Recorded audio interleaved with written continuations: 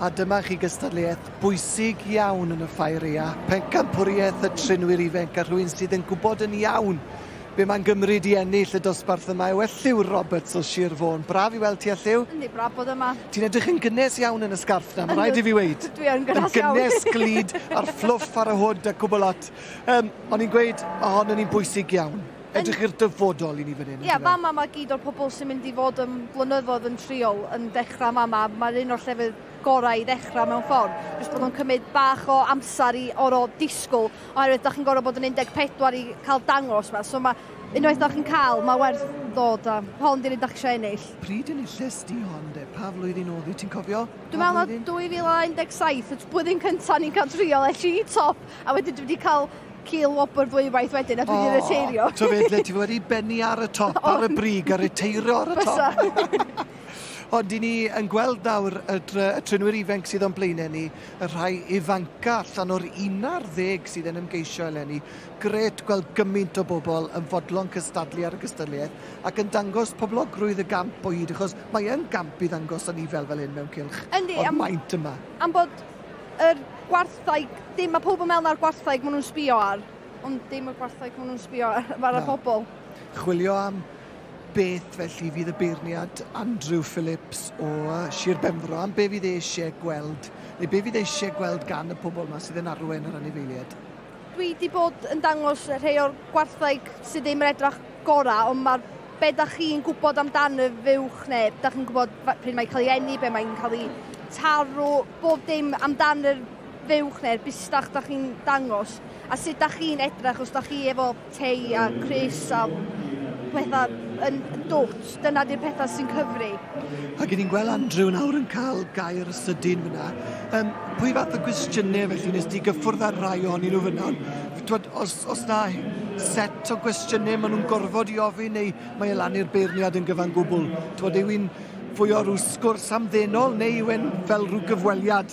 Beth yw'r broses? Fel arfer, dwi'n mynd ac yn deud bob dim wrth y beirniad cyn mae o'n cael cyfle i ofyn wrth y fi. So mae'n gwybod bob dim, ond dwi wedi cael rhai yn gofyn be di pwrpas tags neu be di pwrpas passport. So maen nhw'n gofyn am pethau tu allan, da chi fod i wybod amdan y gwartheg heblaw am just y fuwch mewn ffordd. Wel wrth gwrs, felly maen nhw eisiau gwybod a gweld eich dealltwriaeth chi o'r diwydiant y gyffredinol. Yndyn, so mae lot mwy, mae pobl yn meddwl, da chi'n gwybod lot am y un anifal, ond da chi hefyd yn gwybod am y diwydiant a pethau, simple fel, fatha passport neu'r tag.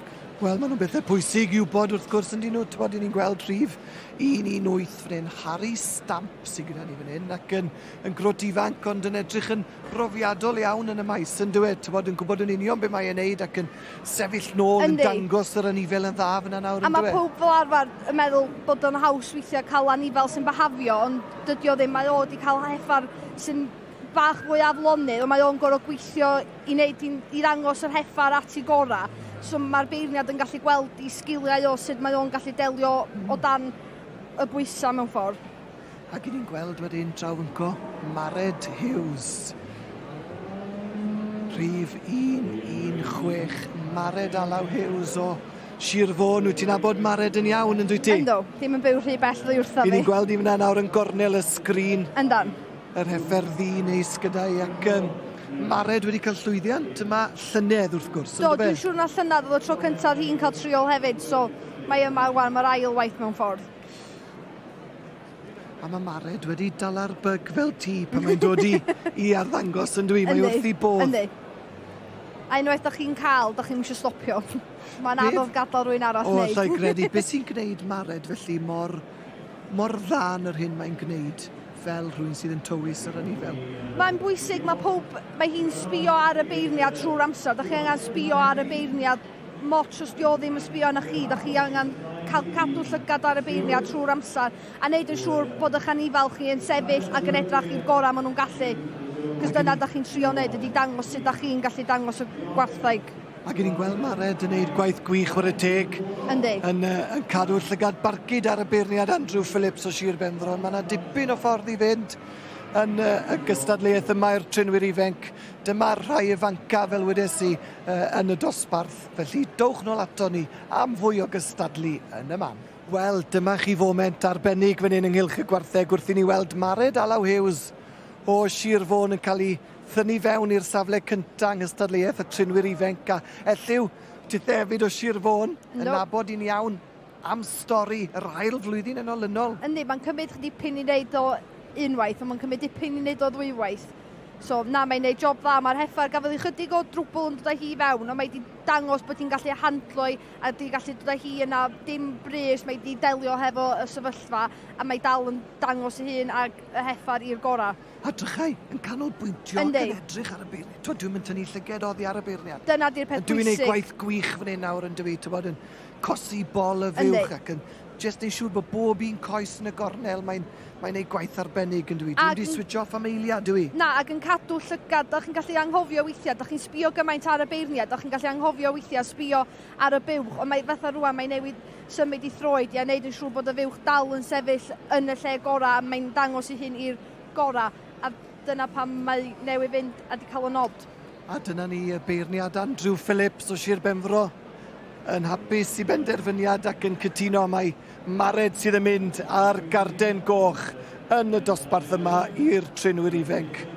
Llongyfarchiadau mowr iawn iddi. Wedi gwneud gwaith gwych a diolch i dithefyd elliw am dy gwmni. Croeso. Wel, Mared, llongyfarchiadau mowr iawn i ti wedi wneud i. Da. So deimlad i'w dod i'r brig menwaith eto? Teimlo'n da iawn, ynddi. O'n i'n canolbwyntio arno ti ac yn gweld ti'n edrych ar y beirniad. Nes ti'n tynnu dy lyged oddi arno fe? Na, mae'n bwysig cael lygad ar yno. Jyst gael... Pwy sydd wedi dysgu ti sio ti'n neud hyn? Mam neu dad sydd wedi dysgu'r trics i ti gyd? Mam.